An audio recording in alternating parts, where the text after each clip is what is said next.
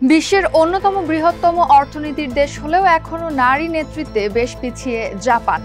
উচ্চশিক্ষা থেকে কর্মক্ষেত্র সবখানেই নারীরা পুরুষদের তুলনায় পিছিয়ে। সেই দেশটি এবার প্রথমবারের মতো পেয়েছে নারী প্রধানমন্ত্রী। অক্টোবরে এই ইতিহাস গড়েন সানায়ে তাকাইচি জাপানি নারী নেতৃত্বে, যা যুগান্তকারী ঘটনা।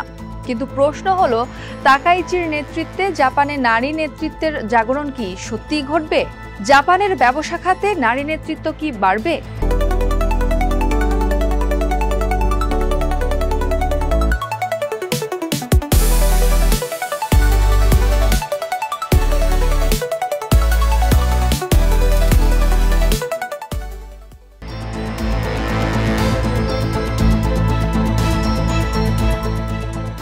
অর্থনৈতিকভাবে অন্যতম ধনী দেশ হলেও লিঙ্গ সমতার দিক দিয়ে এখনো বেশ পিছিয়ে জাপান।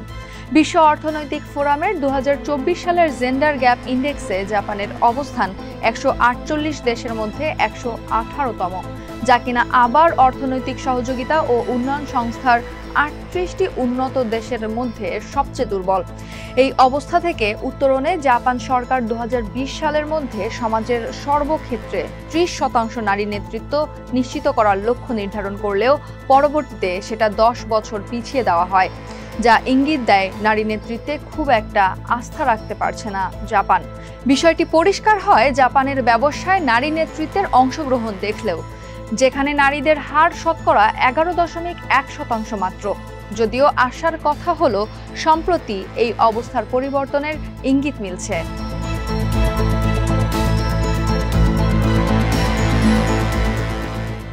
বিবিসির তথ্য বলছে, STEM অর্থাৎ বিজ্ঞান, প্রযুক্তি, প্রকৌশল ও গণিত বিষয়ে OECD দেশগুলোর মধ্যে জাপানে নারীর অংশগ্রহণ সবচেয়ে কম, যার প্রমাণ মেলে জাপানের টোকিও বিশ্ববিদ্যালয়ে স্নাতক শিক্ষার্থীদের সংখ্যার দিকে তাকালেও, যেখানে নারী স্নাতকের হার মাত্র 20%, যা কিনা আবার গবেষণার ক্ষেত্রে আরও কম।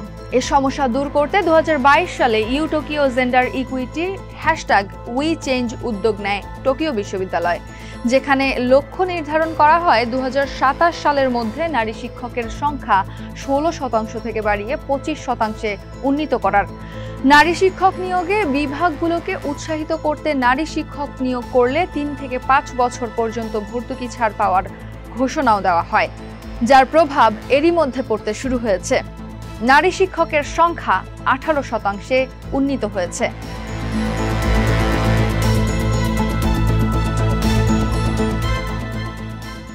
জাপানের প্রথম নারী নেতৃত্বাধীন ভেঞ্চার ক্যাপিটাল প্রতিষ্ঠান এমপাওয়ার পার্টনার্সের সহ প্রতিষ্ঠাতা ইউমিকো মুরাকামির মতে, জাপান সরকার নারীদের শ্রমবাজারে আনতে দারুণ সব কাজ করছে, যার ফলে গত 15 বছরে নারীদের কর্মসংস্থান ক্রমাগত বৃদ্ধি পেয়েছে। 15 থেকে 64 বছর বয়সী নারীর কর্মসংস্থান এখন 77%, যা কিনা যুক্তরাষ্ট্রের 70%-এরও বেশি। দেশটিতে বয়স্ক জনগোষ্ঠী বেড়ে যাওয়ায় ও জন্মহার কমে যাওয়ায় দেখা দিয়েছে শ্রমিক সংকট, যে কারণে চাইলেও আর কর্মক্ষেত্রে নারীদের দূরে রাখা সম্ভব নয়। এই বাস্তবতা বুঝতে পেরে শিশুদের ডে কেয়ার সেন্টার বাড়ানোর উদ্যোগ নিয়েছে সরকার, যাতে মা হওয়া নারীদেরও কাজ করতে সমস্যা না হয়। কিন্তু এর মধ্যেও আছে বৈষম্য।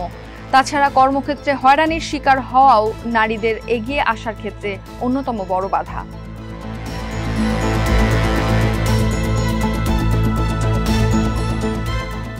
কর্মক্ষেত্রে বৈষম্য ও যৌন হয়রানির মতো ঘটনা প্রায়শই খবরের শিরোনাম হচ্ছে দেশটিতে, যার প্রমাণ মেলে বিভিন্ন জরিপেও।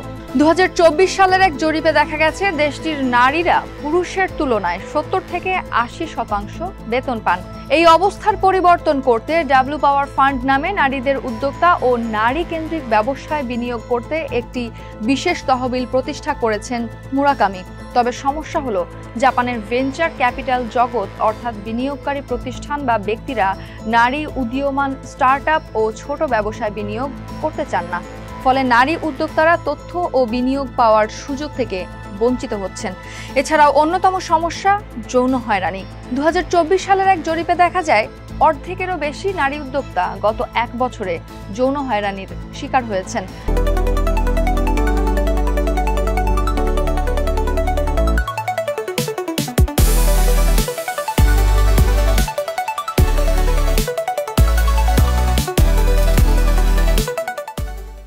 কেউ কেউ বিনিয়োগ পাওয়ার শর্ত হিসেবে যৌন সম্পর্কে জড়াতে বাধ্য হয়েছেন।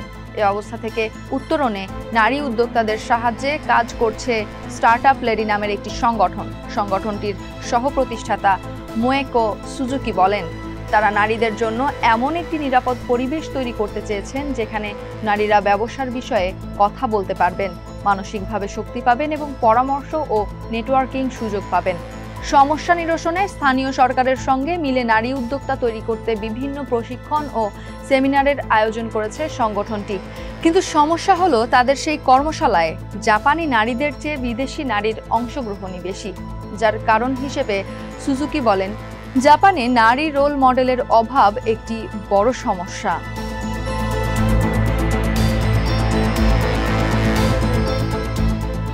জাপানের ইতিহাসে প্রথমবারের মতো নারী প্রধানমন্ত্রী হওয়া একজন নারীর সর্বোচ্চ পর্যায়ে যাওয়া নিঃসন্দেহে দেশটির নারীদের জন্য আশার সঞ্চার যোগাবে। অনেকের কাছে এ ঘটনা কাচের ছাদ ভাঙার মতো। কিন্তু সমস্যা হলো তাকাইচির অতি রক্ষণশীল মনোভাবের কারণে তিনি নারীদের সত্যিকারের রোল মডেল হতে পারবেন কিনা তা নিয়েও সন্দেহ আছে। কেননা নারী বিয়ের পর নিজেদের আলাদা পদবি রাখতে পারবে এমন আইনের বিরোধিতা করেছেন তিনি, যা ইঙ্গিত দেয় তার নেতৃত্বে নারীদের জীবনে বড় পরিবর্তন নাও আসতে পারে। তবে এত কিছুর মধ্যেও জাপানের মতো দেশে একজন নারীর সর্বোচ্চ নেতৃত্বে পৌঁছানো ভবিষ্যৎ প্রজন্মের নারীদের দরজা খুলে দিয়েছে।